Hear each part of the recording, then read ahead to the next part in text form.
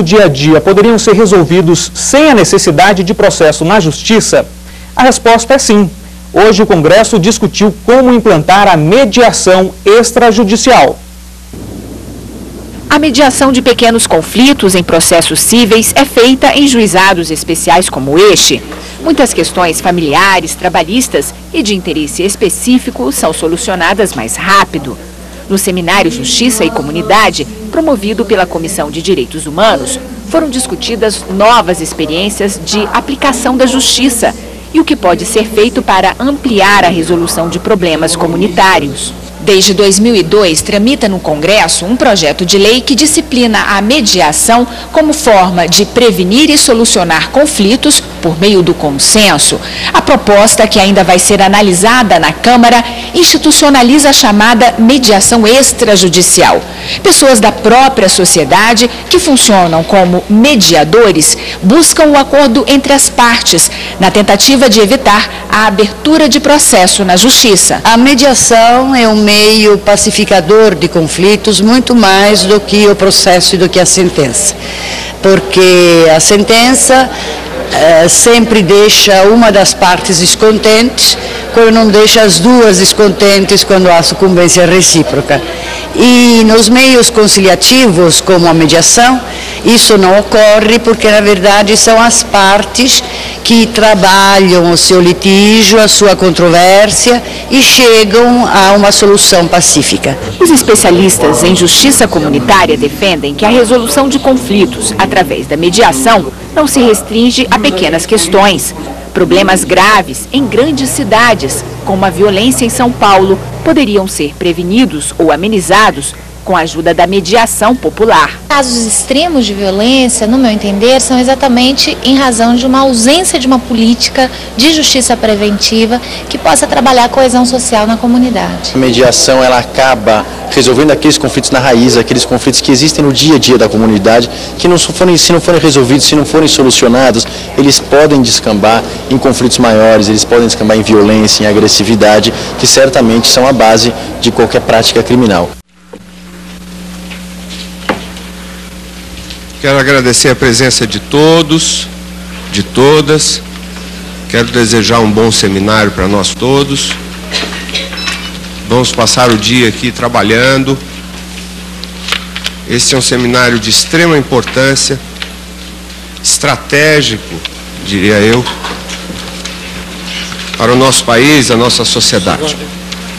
Declaro abertos os trabalhos do presente seminário, que vai debater o tema Justiça e Comunidade, novas experiências de realização da justiça e resolução dos conflitos.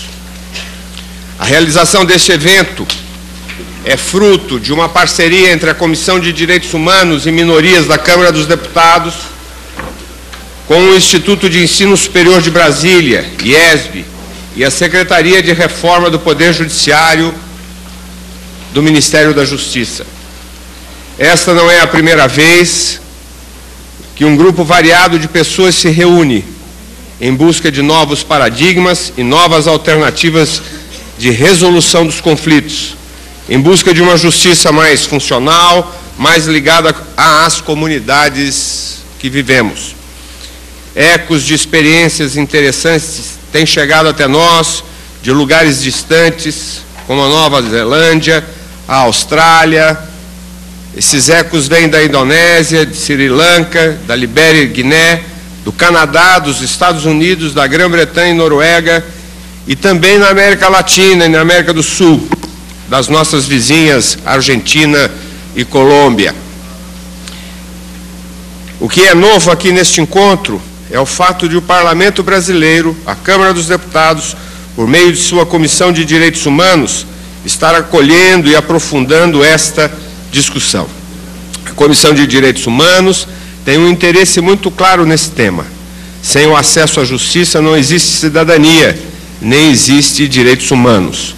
E as diversas experiências que se podem fechar dentro do conceito de justiça comunitária constituem, se não modelos acabados, pelo menos objetos de pesquisa indispensáveis para o aperfeiçoamento da legislação. A parceria na promoção deste encontro com uma instituição de ensino superior respeitável, como é o IESB, tem um significado: sinaliza a relevância dessa reflexão para a academia brasileira, o potencial de gerar e disseminar novos conhecimentos. Já a presença do Ministério da Justiça, por meio de sua Secretaria de Reforma do Poder Judiciário, indica que estamos diante de um conjunto de experiências que podem contribuir na formulação de alternativas para melhorar a estrutura e o funcionamento de nossas instituições na Justiça.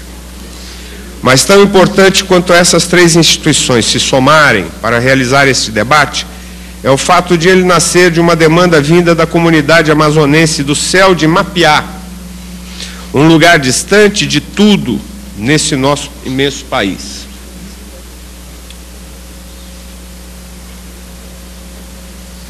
Para trazer a proposta deste debate, 3 integrantes da comunidade de Céu de Mapiá viajaram 2 dias de canoa até a cidade de Boca do Acre. De lá percorreram estradas precárias por 7 horas de ônibus até Rio Branco, onde embarcaram num voo de 3 horas até a capital da República. Em Céu do Mapiá, a presença do Estado resume-se a um posto de remédios e a uma escola.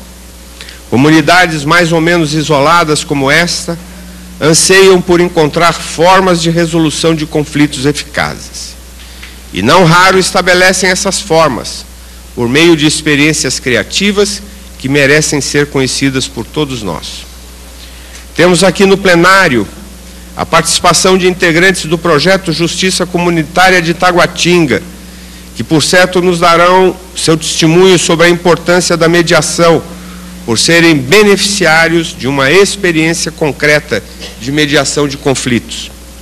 Outras práticas bem-sucedidas nas áreas da comunidade, da justiça restaurativa e da segurança cidadã estão florescendo por todo o país, quer nas grandes cidades, quer em pequenas comunidades. Enquanto isso, as instituições de justiça, que detêm competências exclusivas, vitais para o cidadão, encontram-se mergulhadas em profunda crise, com a credibilidade em queda e dificuldades crescentes em superar desafios no desempenho de sua missão institucional. Devemos estar de olhos abertos para as experiências inovadoras de busca de justiça. No dizer do cientista político e mestre em direitos humanos Conor Gerald Foley, de uma das mais importantes universidades nessa área, a Universidade de Essex, do Reino Unido, o sucesso de projetos como esses se baseia no fato de que eles ajudam as pessoas a se ajudarem. Será que é esse um dos elementos que está faltando ao nosso arcaico sistema jurídico?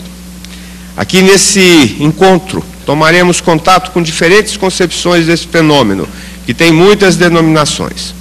Vamos conhecê-las, trocar experiências, examinar com atenção e extrair conclusões que possam promover o nosso engajamento, fomentar inovações que possam criar novos instrumentos de participação das comunidades em suas instituições de justiça, sempre na busca da paz e da promoção dos direitos humanos.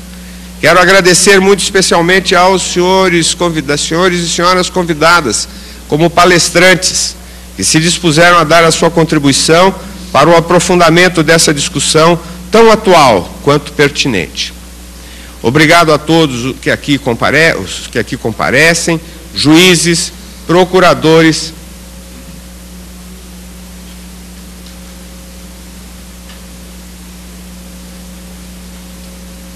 promotores, estudantes, psicólogos, policiais, especialistas em criminologia, ativistas de movimentos sociais e formuladores de políticas públicas. Muito obrigado pela generosidade que vocês tiveram em ouvir essas considerações iniciais, na qualidade de presidente da Comissão de Direitos Humanos da Câmara dos Deputados, e eu desejo um seminário proveitoso para todos. Eu tenho a honra, novamente, de passar a palavra à doutora Gláucia Falsarella Pereira Foley, e agradecendo a ela todos esses anos de trabalho junto, ao lado da Comissão de Direitos Humanos da Câmara, em experiências que são muito importantes em mais essa aqui. É uma honra ter a senhora aqui, por favor. E eu vou lhe emprestar o meu microfone aqui. Ah, tá bem. Se tá eu bom. puder falar. Claro. Com as mãos. Será que dá para falar aqui? Não. Vou ter que usar esse mesmo. A única coisa é que a senhora vai ser obrigada a chegar mais perto. Não,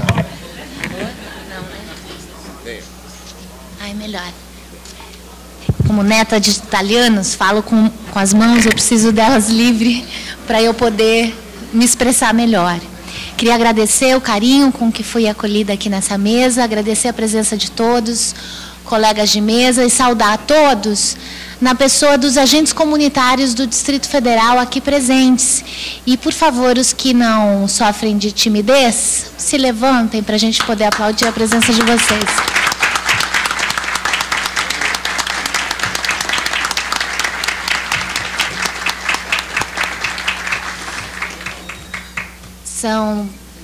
Acho que nós estamos, enquanto uns 15, mais ou menos, num universo de 40 agentes comunitários. Bem,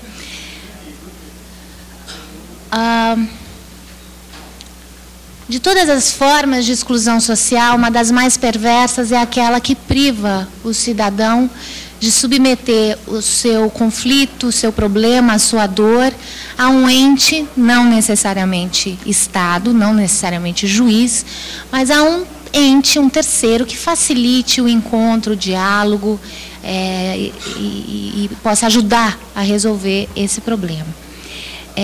Quando não há esse ente para fazer essa mediação, seja ela estatal, seja ela não estatal, o conflito se resolve pela lei do mais forte. Não necessariamente, como dizia há pouco o professor Alexandre, o mais forte fisicamente, às vezes o mais forte fisicamente, mas também o mais forte politicamente ou economicamente. Preocupados com isso, há uns 7 anos atrás, no Tribunal de Justiça do Distrito Federal, nós tivemos a iniciativa de iniciar um projeto, um programa de juizados especiais itinerantes, que funcionava dentro de um ônibus, um ônibus que... Nós temos o PowerPoint? Tá, daqui a pouco o ônibus aparece. Eu vou falando com mais ou menos como essa era a experiência. O ônibus, tem uma foto do ônibus, em que nós... Teria que aparecer. Mas não tem problema, eu vou falando do ônibus. É itinerante, eu não fui dar uma voltinha. Apaga ali. Permitiram que o ônibus saísse. Então, esse ônibus, vou dizer assim, que ele gerou, né, todo esse sonho de, inclusive, estar aqui hoje, né, parlamentando, né, no parlamento, falando sobre esse projeto de justiça comunitária, ele nasceu um pouco dentro desse ônibus. Por quê? É um juizado especial civil itinerante que rompeu várias barreiras há 7 anos atrás, com... o juizado especial, que vai até praticamente o quintal da casa das pessoas, quase que literalmente, e resolve uma série de conflitos através de conciliação, mas quando não é possível a conciliação, através do julgamento de um magistrado. E à época eu tive essa experiência, essa oportunidade durante 3 anos. E nessa experiência foi possível identificar alguns fenômenos interessantes. Primeiro, nós atingíamos, à época, um índice de acordo altíssimo, em torno de 80%, o que nos levava a crer que bastava, portanto, uma possibilidade das pessoas conversarem dentro de um ambiente minimamente neutro para chegarem a um acordo. Entretanto, nós também verificávamos que as pessoas... muitas vezes faziam um acordo muito mais motivado por uma razão instrumental, ou seja, não estavam muito bem convencidas da justeza daquele acordo, mas sabiam que, se não fizessem aquele acordo, provavelmente sofreriam uma sucumbência judicial, perderiam um processo judicial, não porque não tivessem o direito, mas porque sabiam que teriam que provar esse direito, que teriam que ter uma prova documental, uma prova testemunhal, e normalmente as pessoas que iam para testemunhar diziam que o cara era gente boa e que mereceria ganhar a ação, né, que por favor que eu julgasse em favor daquela pessoa, mas do fato mesmo que estava sendo apurado não conhecia nada.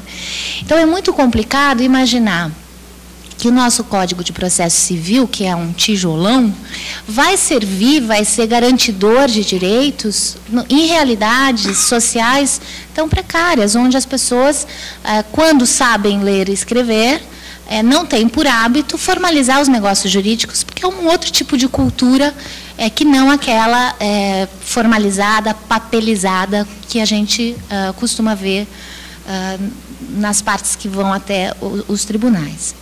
Bem, o ônibus, então, tinha aspectos extremamente positivos, e tem até hoje, porque esse serviço continua, no sentido de quebrar obstáculos da liturgia forense, em que o magistrado fica no vértice, né, de uma pirâmide, e com a sua toga, e com o tablado. Então, o ônibus, o processo judicial dentro do ônibus é um processo horizontalizado. As pessoas se sentem à vontade, mesmo que compareçam de chinelo na audiência, né? E a linguagem utilizada por nós à época, a minha equipe, era uma linguagem mais acessível. Mas, ainda assim, nós sentíamos que faltava um espaço não formal, não do Estado. Porque o ônibus era informal, mas era o Estado se fazendo presente lá, através de uma juíza com uma equipe de conciliadores. E a gente, então, começou a perceber que não se democratiza a justiça só democratizando o acesso à justiça formal, à justiça estatal.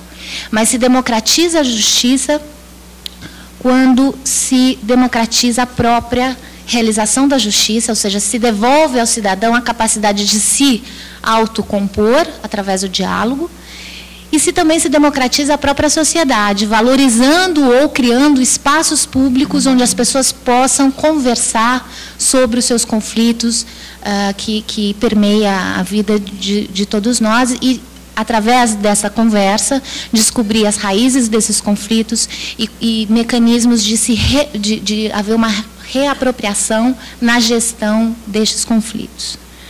Bem, embalados, então, inspirados por essas premissas, nós criamos, e aí eu peço a segunda imagem, nós criamos em 2000, em outubro de 2000, um grupo de pessoas do Tribunal de Justiça, do Ministério Público, da Universidade de Brasília, da Faculdade de Direito da Universidade de Brasília, da Defensoria Pública, criamos o projeto Justiça Comunitária, que já contava à época, inclusive, com o apoio da Secretaria de Direitos Humanos. Esse projeto nasceu, portanto, da crença de todos nós que partilhávamos à época, da possibilidade de uma forma radical, democratizar a própria realização da justiça, devolvendo às pessoas da comunidade essa capacidade de gerir os próprios conflitos. Esses são os nossos parceiros. Desculpa, às vezes eu me perco um pouco com a exposição. Estes são os parceiros que desde o início estão conosco, e agora, mais recentemente, o PNUD, Programa das Nações Unidas para o Desenvolvimento, e a Secretaria da Reforma do Judiciário, ambos contribuindo de maneira valiosa para que o projeto possa, embora esse projeto tenha nascido há quase 6 anos atrás, nós entendemos que ainda estamos num momento de amadurecimento do projeto, para que depois a gente possa expandi-lo. Aí foi, então, como eu falava há pouco, em outubro de 2000, quando o projeto foi lançado, primeiramente na cidade satélite de Ceilândia, e depois em Taguatinga. Bem, como é que funciona o projeto Justiça Comunitária do Distrito Federal, e que hoje nós não chamamos mais projeto, já fomos promovidos a programa? Porque projeto é sempre uma obra inacabada, né? Não que a gente já tenha concluída a nossa obra, mas somos agora um programa oficialmente previsto dentro do tribunal. Primeiramente, nós promovemos uma seleção de agentes comunitários de justiça que são membros da própria comunidade. Esses agentes atuam na escola. É anterior, né? É a imagem 7. Atuam na comunidade como? Após uma capacitação da Escola de Justiça e Cidadania e com o suporte do Centro Comunitário de Justiça e Cidadania, que nós temos 2, um em Taguatinga e um na Ceilândia. Perinha. Bom, quais são as atividades desenvolvidas pelos agentes comunitários? São 3 pilares que sustentam o projeto, baseados nas 3 atividades desempenhadas pelos agentes. Primeiro, uma atividade de informação jurídica, que a gente já vai falar, detalhar um pouco mais logo adiante, que tem como objetivo a democratização do conhecimento jurídico, dos direitos dos cidadãos. Segunda atividade é a atividade de mediação comunitária, cujo objetivo é democratizar a própria realização da justiça, aquilo que eu dizia da reapropriação na gestão dos conflitos. E a terceira atividade é a animação de redes sociais, o estímulo à formação de redes associativas, cujo objetivo é a democratização da própria comunidade, para que a comunidade passe a ter mais espaços para discutir os seus problemas e encontrar suas próprias soluções. De uma maneira bem genérica, essas são as atividades do projeto e eu passo agora a expor um pouco mais detalhadamente sobre cada uma delas. Primeiro, então, partimos da seleção dos agentes comunitários. São pessoas com um perfil. E aqui é interessante, o que a gente observou nesses 6 anos é que muitas vezes, quando nós selecionamos lideranças no seu estilo clássico, aquela liderança que veste a capa do Batman e acha que vai resolver todos os problemas pelas pessoas, né, e não com as pessoas. E quando nós selecionamos pessoas com esse perfil, nós percebemos que não eram bons agentes comunitários. Os bons agentes comunitários são pessoas abertas à comunidade, com interesse de participar na comunidade, mas que estabelecem uma relação de horizontalidade com os membros da comunidade, não de hierarquia vertical, não são super-homens nem super-mulheres, apesar de serem especiais. Especiais por isso, pela vontade de fazer algo novo e trabalhar de maneira solidária na comunidade. Então, nós fazemos dinâmicas de grupo, entrevistas, até que a gente, então, possa compreender que aquele candidato, aquela pessoa, tem um perfil adequado para ser selecionado. Bem, na Escola de Justiça e Cidadania, porque logo em seguida, uma vez selecionados, eles vêm estudar na Escola de Justiça e Cidadania. Inicialmente, nós tínhamos uma carga horária, né, uma programação curricular com um peso grande em noções de direito. Recentemente, nós fizemos uma alteração, mas lá no final eu vou dizer por quê. Mas essa foto é interessante porque ela foi feita na primeira aula que foi dada sobre Estado e garantias constitucionais. E os agentes comunitários, muitos dos que estão aqui, são dessa época aí, desde 2000, foram comigo, que na época fui eu que dei essa aula. Nós fomos então conhecer, viemos aqui ao Congresso Nacional e fomos ao Supremo para conhecer o Supremo. E aí, chegando lá, na época, nós não pudemos entrar. Porque as mulheres estavam de calça comprida. E eu digo que foi uma aula bastante ilustrativa a respeito de algumas, vamos dizer assim, práticas do nosso Poder Judiciário, né? Muitas vezes ele surpreende. Hoje não é mais necessário, as mulheres podem ir de calça comprida, mas à época nós não pudemos entrar. E foi uma aula bem interessante por isso. Aí uma aula dentro da Escola de Justiça e Cidadania, os agentes comunitários manifestando através de uma dinâmica de grupo, como eles viam o Estado. E aí o Estado tinha essa forma que na foto não dá para ver, mas eu me lembro bem de um polvo cheio de tentáculos. E daí surgiu uma discussão bastante interessante sobre a perspectiva. A nossa metodologia da escola, a gente pretende adotar uma metodologia Paulo Freireana. Portanto, para nós é muito importante que a gente parta da discussão, parta do que as pessoas pensam a respeito daquele tema, para que depois a gente possa problematizar e depois dar o retorno na realidade social, como aquele aprendizado através da problematização pode servir de ação prática transformadora logo em seguida. E foi muito interessante ver que, à época, para os agentes comunitários, o Estado era um polvo repleto de tentáculos. Aí a nossa aula de Direito de Família, o professor Fernando Calmon, que é da Defensoria Pública do DF, valioso parceiro desde então. Bem, na escola, então, antigamente, a nossa carga horária, como é possível verificar por essa programação curricular, ela tinha um peso grande em noções básicas de direito, além da formação em mediação comunitária. Sempre as discussões em relação aos direitos humanos, direitos das minorias, sempre foram ganharam uma centralidade muito grande na escola desde o início, e isso nós vamos manter. O que a gente vai diminuir a carga de noções de direito, mas a questão dos direitos de minorias, e toda vez que vamos tratar desse tema, a gente chama algum ativista da área para desenvolver aquele tema com os agentes comunitários. Essa foi a nossa primeira formação em mediação comunitária. A escola também tem como objetivo a capacitação em mediação. Como a professora Ada dizia agora há pouco, a mediação exige técnicas específicas. E nós já tivemos 3 abordagens diferentes da mediação comunitária e vamos ter uma 4ª agora esse segundo semestre. A primeira abordagem foi do professor Vará, muitos daqui devem conhecê-lo. A segunda com o professor André Goma. E a terceira abordagem, o terceiro enfoque foi de um projeto que é desenvolvido em Zuelettemba, na África do Sul, que o professor John Cartwright veio para nos dar uma formação. E isso está sendo bastante interessante, porque com esse material todo, nós estamos construindo, em comunhão com os agentes comunitários, uma metodologia própria do projeto de justiça comunitária. Bem, enquanto os agentes se capacitam na Escola de Justiça e Cidadania, e essa capacitação é permanente, eles atuam na comunidade com o suporte, quando necessário, do centro comunitário.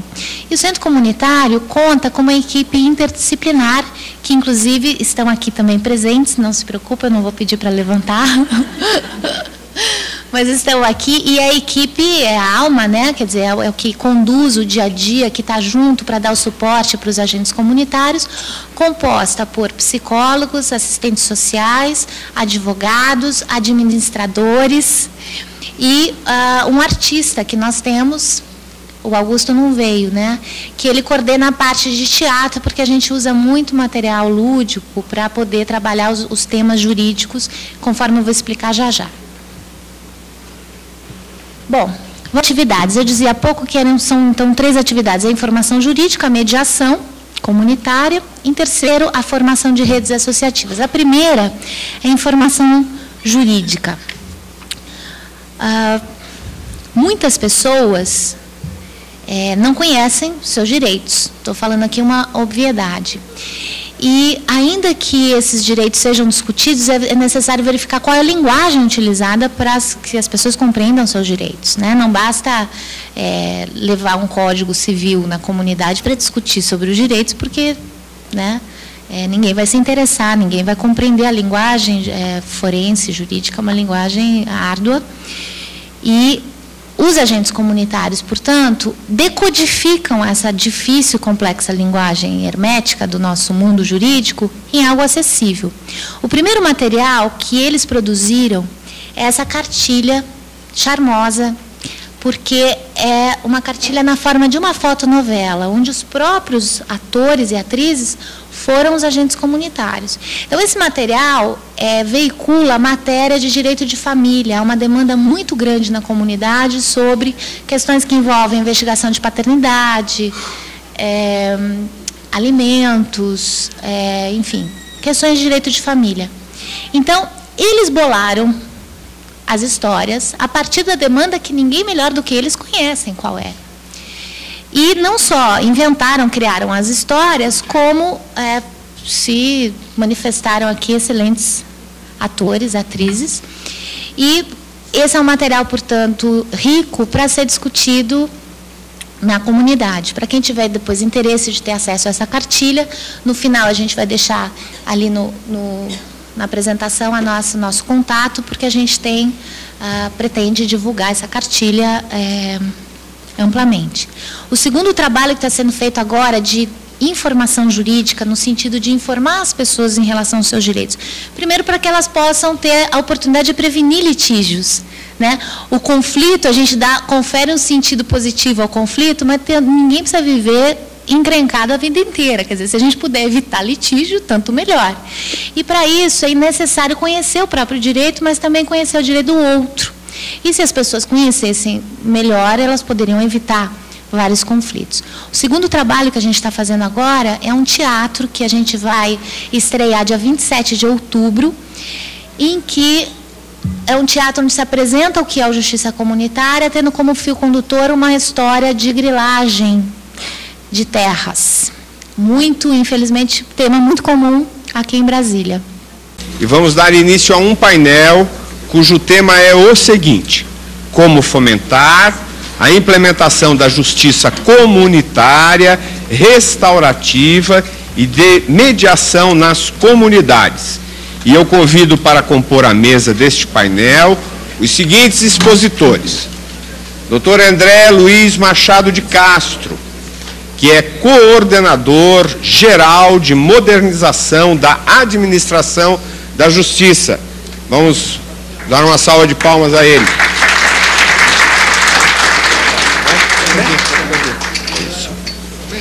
A doutora, tudo bem, graças a Deus. A doutora Regina Pereira, representante da comunidade Mapiá. Por favor, doutora Regina.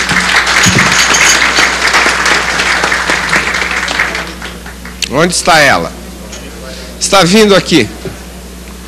Dona Regina. Nós vamos ouvir essa experiência de Mapiá. Queria chamar também o senhor Rodrigo Terra Costa Failace, que é representante da comunidade Mapiá.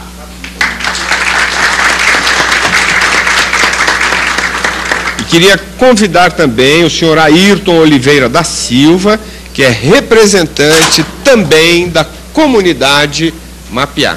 Tudo bem, minha filha? Boa? Boa? Filho? Bom? Você é o Ayrton? Muito bem. Muito obrigado por ter vindo. Bem, aqui eu vou fazer um parênteses aqui. Tudo com transparência. Eu tenho uma série de ofícios da Comissão de Direitos Humanos para assinar. E o tempo se esvai. Então eu vou sair daqui, vou assinar esses ofícios e volto aqui. Então, para dirigir este painel, nós pedimos ao professor Fernando de La Roque Couto, que é professor do IESB, que é uma entidade, um instituto que é copatrocinador deste seminário. Se o senhor puder me substituir aqui na qualidade de deputado dativo, por favor.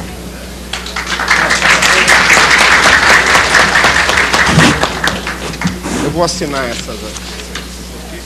Tudo bem? Muito obrigado.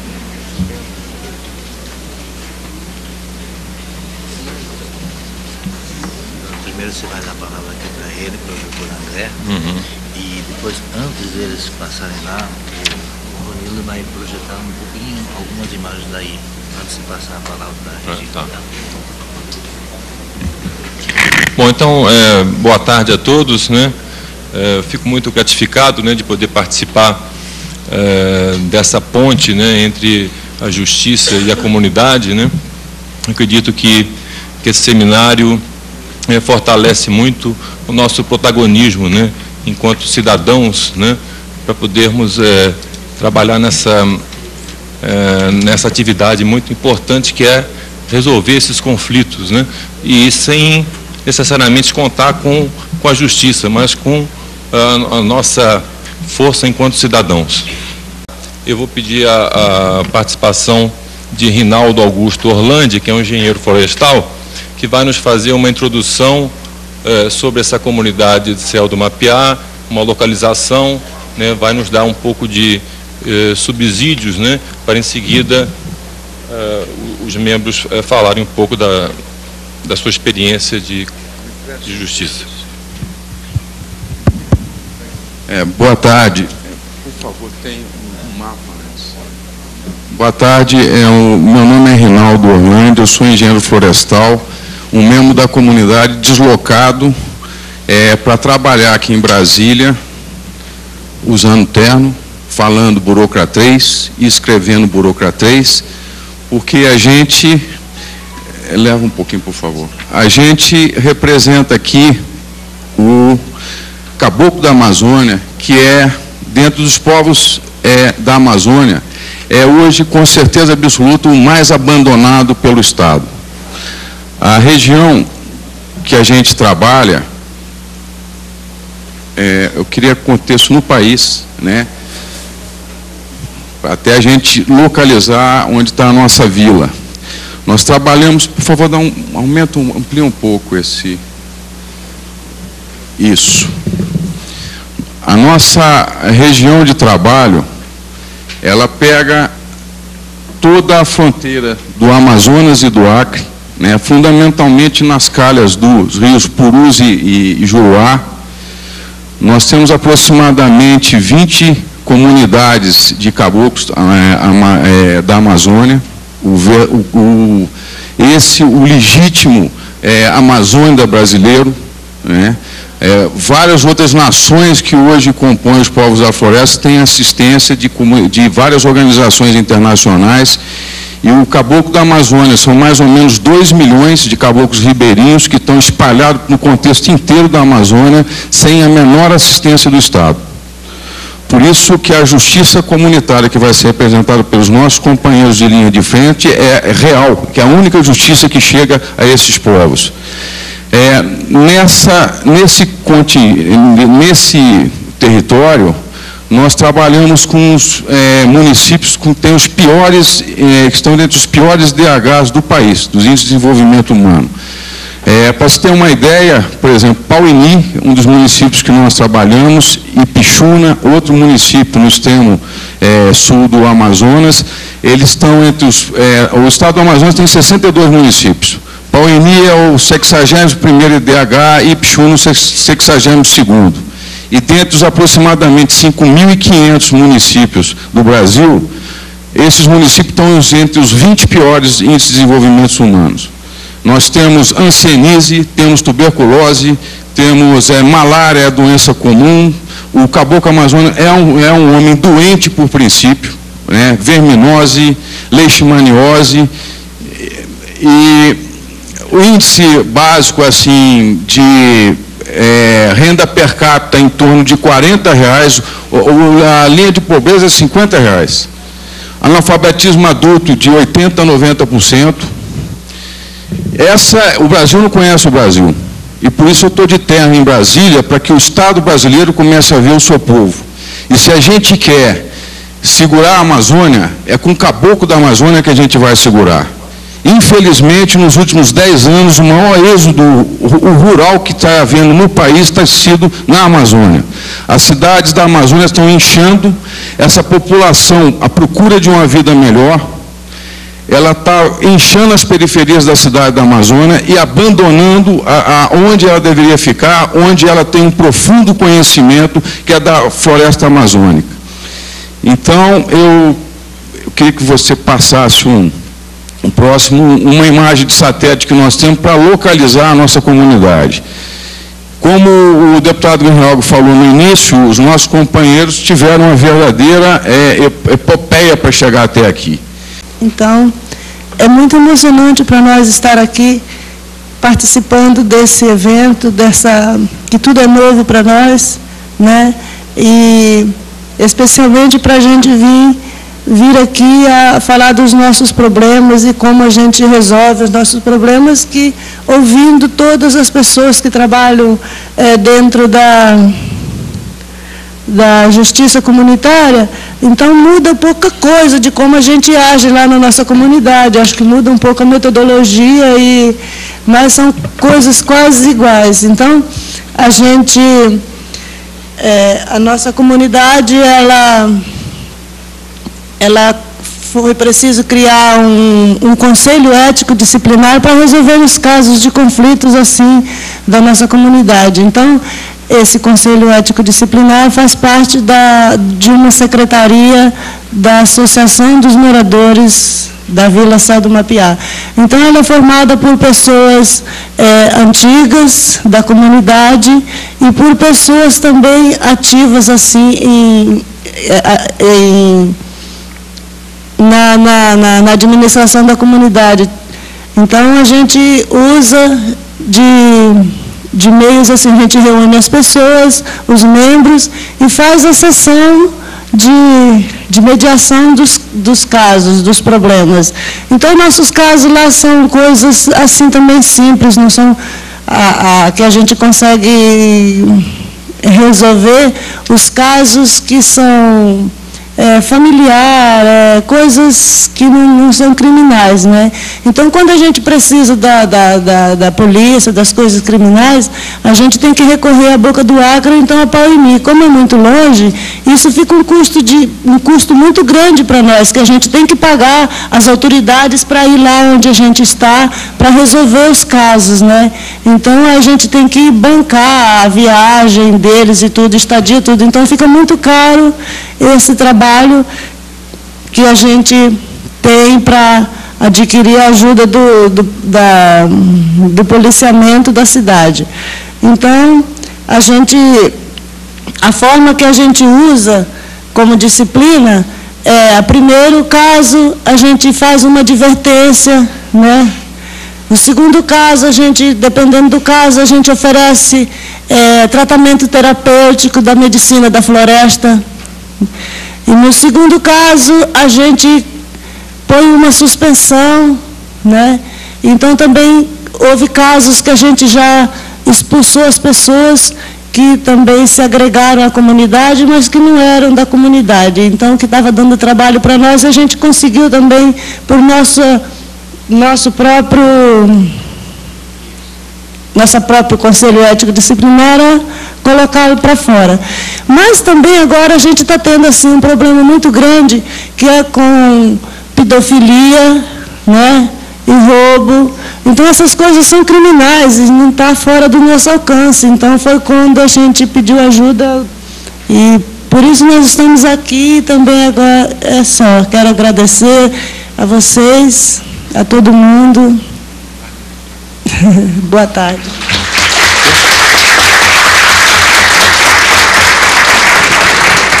Boa tarde a todos. Com muito prazer estar aqui nessa casa, Casa do Povo, e com toda a humildade, em primeiro lugar, pedir desculpa a todos por algum erro de português ou alguma coisa que haja de aparecer, porque sou caboclo mesmo, nascido na Amazônia, nascido, criado na floresta, até mesmo nascido longe de hospital, criado na floresta mesmo, então, originalmente, caboclo da Amazônia. Então, com toda a humildade, tentaremos passar alguma coisa real. Então, a gente vem aqui falar da nossa experiência, até porque nós não estamos inseridos ainda diretamente nesse projeto, nesse Justiça Comunitária, e estamos aqui para aprender, né? Então, a gente quer dar até exemplo do nosso trabalho que nós fazemos. Há 10 anos, viemos fazendo esse Conselho Ético Disciplinar, que é um conselho formado pelos anciãos da casa, pelas pessoas mais velhas. Não sei se vou ser repetitivo aqui com a palavra da dona Regina, mas, ao mesmo tempo, ressaltar isso, né? Lembrar que é realmente o povo que fundou ali, as senhoras, os senhores mais velhos, é quem faz essa mesa redonda para a gente poder receber os conflitos locais, né? Muitos deles a gente consegue resolver por nós mesmos, alguns a gente encaminha, que está fora da nossa ossada, né? E, às vezes, pedimos a presença do Estado na presença da Polícia Militar, né, que é a da região. Então eu vou citar aqui, na verdade, um exemplo do que a gente vem fazendo. Na verdade, a gente tem muitos casos desses tipos que a gente consegue resolver lá mesmo, até mesmo para não acumular a situação lá e até mesmo para preservar a nossa própria batalha da floresta, né, do nosso povo. Só para resumir, e para já finalizando a nossa conversa, nós tivemos a oportunidade ontem de visitar essa Casa da Justiça Comunitária, né, que a doutora Gláucia leva adiante com seus agentes. Fomos muito bem recebidos lá, com muito carinho.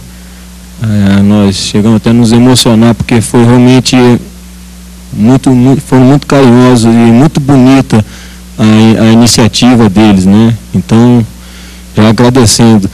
Então, nós viemos aqui para aprender, e muito importante também os contatos que nós estamos tendo com as autoridades, né, senhores deputados e outros muito importantes do Ministério Público. Isso para nós é muito importante, né, começar a ser reconhecido, né, a travar conhecimento com esse povo.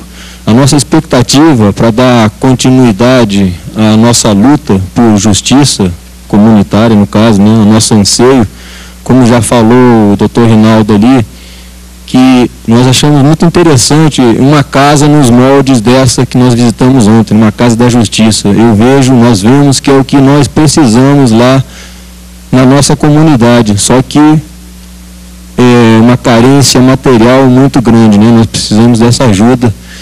E falando assim também, como tem vezes que, como é o caso mais sério, que nós não podemos resolver, que já é um caso de chamar soldados da polícia mesmo, nós temos uma despesa muito grande com o transporte, né? Então, para nós é muito importante que possa vir a se desenvolver a construção, que venha ter uma casa equipada, que a gente possa ter acesso a uma canoa com motor, né? Que a nossa realidade lá é essa, né? E principalmente também uma continuidade disso que está acontecendo hoje, para que a gente possa capacitar agentes, né, nesse sentido, agentes de segurança, que no caso somos nós aqui e outros que espero que venham aparecer, né? Nós somos voluntários, trabalhamos como voluntários, né? Ou seja, de graça. Então, aprender técnicas, né, de mediação, temos tudo que aprender ainda. Por enquanto temos a boa vontade e a coragem, né, onde está, como diz, no vácuo do poder, né, que nós temos que resolver pelos nossos próprios meios, né? E eu desejo que esse seja o primeiro de outros encontros, Deus quiser, ano que vem, quem sabe. Esse seminário está sendo muito importante para nós todos. E é isso mesmo, agradecer ao senhor presidente da comissão e a todos os presentes. É o que eu tenho a dizer em nome do Céu do Mapiá. Só isso. Muito obrigado.